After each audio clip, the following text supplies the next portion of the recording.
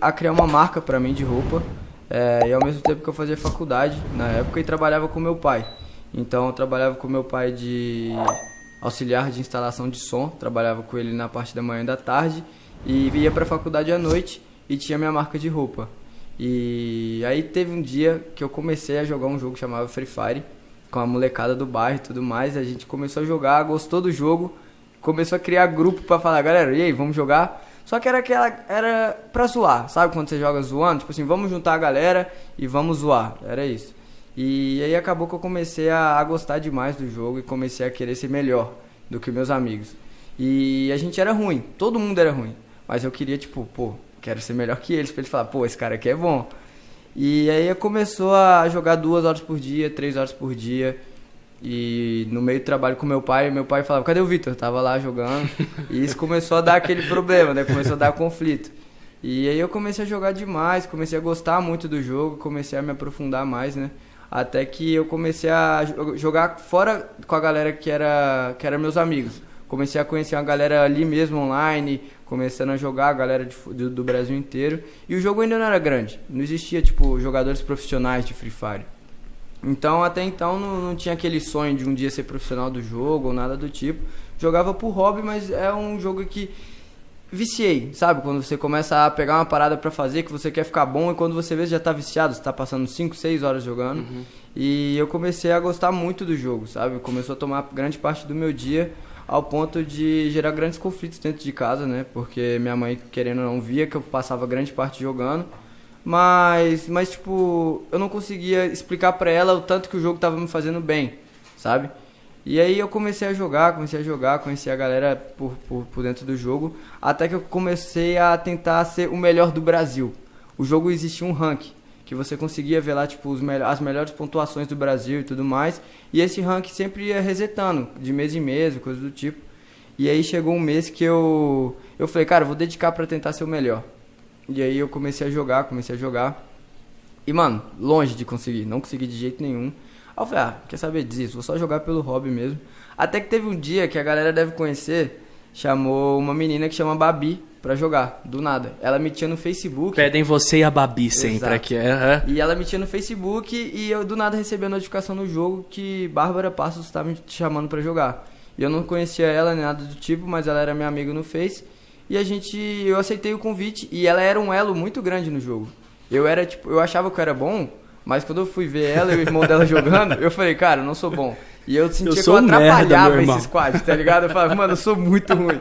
E aí ela, tipo, falou, não, bora jogar, tal, te tenho aqui na minha lista de amigos e tal, vamos jogar. Eu vejo que você tá sempre online, você deve ser bom. Mano, eu entrei pra jogar com ela, com o irmão dela. E eu lembro que a gente caiu na partida com, tipo, 5 minutos eu morri.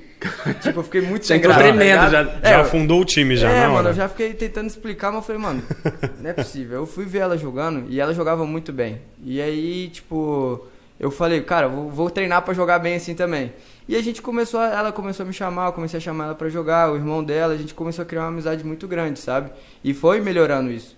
Até que, por fim, eu comecei a passar jogando 10 horas, 11 horas por dia o jogo. Caralho. Nossa, é muito tempo. Eu falei com meu pai que eu não queria mais trabalhar com ele, coisa do tipo. Falei com a minha mãe que eu ia focar mais na minha marca de roupa e larguei a faculdade nessa época. Então foi uma época que lá em casa tava bem turbulento, sabe? Mas você viu que era uma virada que tinha tudo pra dar certo? Nessa época não era nada certeza. Porque, igual eu te falei, não existia um jogador profissional. Se eu falasse pra minha mãe, eu quero seguir esse sonho, ela ia me falar, mas me fala aí uma pessoa que você conhece que seguiu esse sonho. Eu não tinha muitas bases, sabe? Vocês abriram a porta inicial da parada, mano. E foi aí que, do nada, a gente tinha um youtuber na época que eu era fã e hoje é meu melhor amigo. Chama Crusher Fox, também é da Loud. E ele era um dos poucos youtubers que faziam conteúdo pro jogo, né? E a gente sempre assistia. Vamos supor, um lançamento de uma arma nova no jogo, chegava, ele criava o conteúdo e ele era bom. E aí até então eu falava, cara, um dia eu quero ser igual esse cara aí. E aí até que um dia o próprio jogo lançou nosso primeiro campeonato vai rolar com alguns youtubers aí e tal, e os youtubers vão formar o time deles. E aí do nada a gente tinha um grupo de amigos que jogavam bem. Um dos nossos amigos falou, cara, tem um youtuber aqui que chama Crusher, me chamou pra fazer parte do time dele. E ele já tem o time pronto. Aí eu falei, pô, bacana, né? Um amigo meu pelo menos conheceu ele e tal. E na época eu ia fazer um bico, não sei de que, pra trabalhar, pra ganhar R$300 num sábado. E era 6 horas da tarde esse bico. Eu já tinha assinado o contratinho certo que eu ia. E deu 5h30 da tarde, esse meu amigo me ligou e falou, mano, o time do Crusher, um cara não vai poder ir, a gente precisa de um cara pra jogar. Nossa! Mano, como que eu falo pra minha mãe, mãe, eu não fui no bico que eu joguei esse jogo? Ela ia me matar. É o filme Matrix, as duas pílulas, Exato, né? É mudar a sua vida ou continuar na vida que você tem. Eu falei, mano, o que eu vou falar com a minha mãe? Eu falei, cara, pode me colocar nesse jogo, eu vou. Caralho. E aí eu entrei no time dele e, tipo, muito nervoso, não tinha aquela intimidade pra falar, cara, eu sou seu fã, e era um campeonato. A gente já tinha que chegar mostrando resultado. E eu falei, eu vou jogar uma partida só então, e eu saio, você coloca outra pessoa no meu lugar, que eu tenho que ir nesse compromisso, eu não posso deixar de ir, né? Teu trampo, ganhar Meu trampo, grana. eu tinha que Mas fazer você tinha isso. que ir em algum lugar jogar partida ou você podia jogar de onde você tava? Eu podia jogar no celular, mas tipo, se estivesse ruim, eu podia deixar a oportunidade de passar, porque, cara, esse amigo seu que você chamou não é nada demais, tá ligado? Sim. E aí eu falei, não, vou jogar uma partida e depois eu vou, que qualquer coisa eu falo lá que eu dei uma atrasada, coisa do tipo, já que a partida demora em média 20 minutos, eu imaginei, o que é 20 minutos de atraso em relação a jogar com a pessoa que eu acompanho? E aí a gente jogou essa partida e essa partida eu joguei muito bem. Fui muito bem nela, tipo, independente de nervosismo a gente foi bem. Ao contrário da outra lá, né? Exato. E aí passou 1 semana, 2 semanas, ele foi e me chamou. E aí, mano, quer jogar tal? A gente começou a jogar e eu comecei a conversar com ele, começar a acompanhar ele mais de perto, sabe? Eu comecei a participar dos vídeos com ele, comecei a participar do canal dele. E ele começou a me explicar o que é o YouTube, como que funciona o trabalho dele, que ele também já trabalhou de, tipo, em empresas e hoje ele se dedicava 100% ao YouTube e tal. Explicou a monetização pra vocês, tipo, mostrar que tem um caminho financeiro dentro disso? Ele não aprofundou, ele só falou, cara, tenta, porque vai ser brabo e você vai gostar. E a gente foi criando uma amizade muito grande mesmo, de tipo, virar a noite jogando e tudo mais. E isso pra mim foi tipo o pontapé pra começar a sonhar com isso e tentar explicar pra minha mãe que eu queria isso, sabe? E aí foi no final de um ano, a gente tava jogando, do nada ele falou, mano, já volto, tem que sair.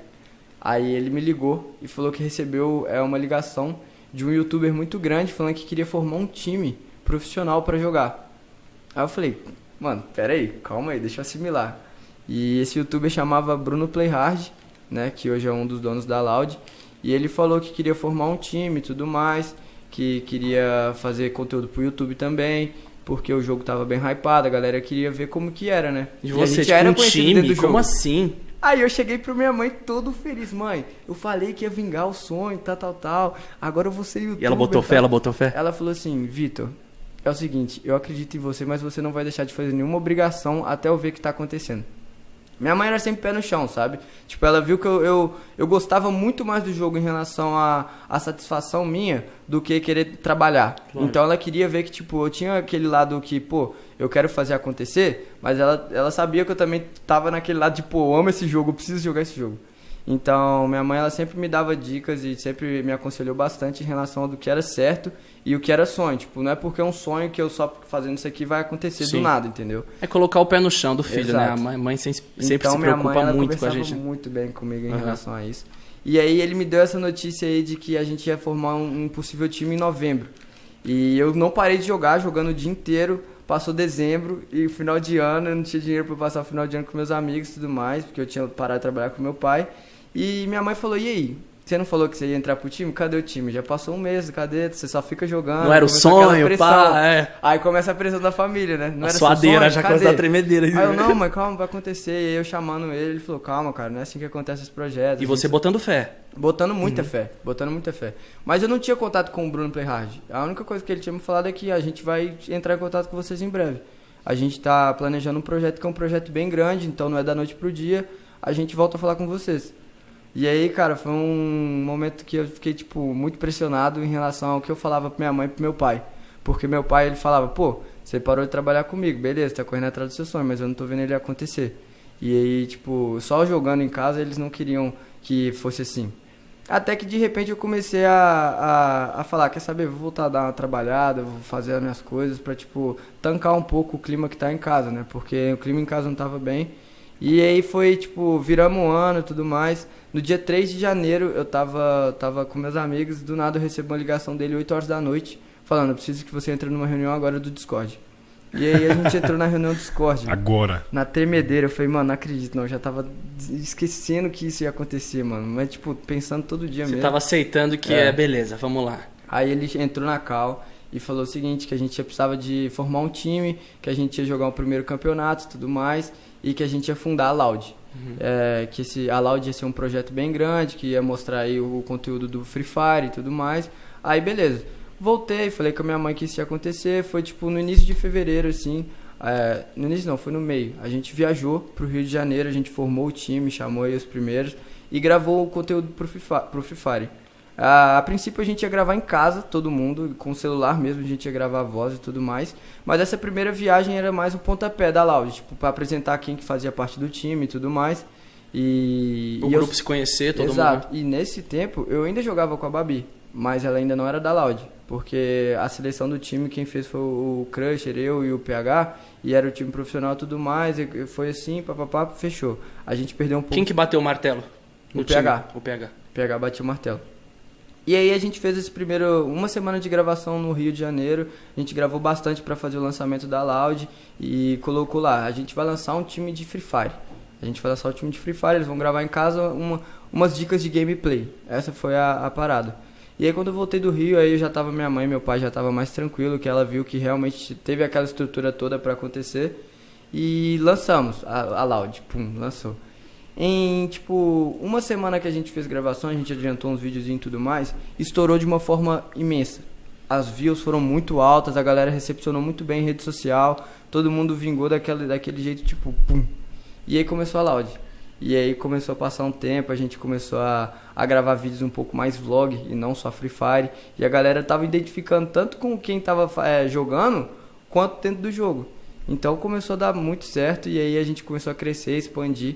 Até que a gente começou a conversar sobre possíveis novas contratações para vir. E aí a galera falou, mas a gente quer trazer uma garota que saiba jogar e tudo mais.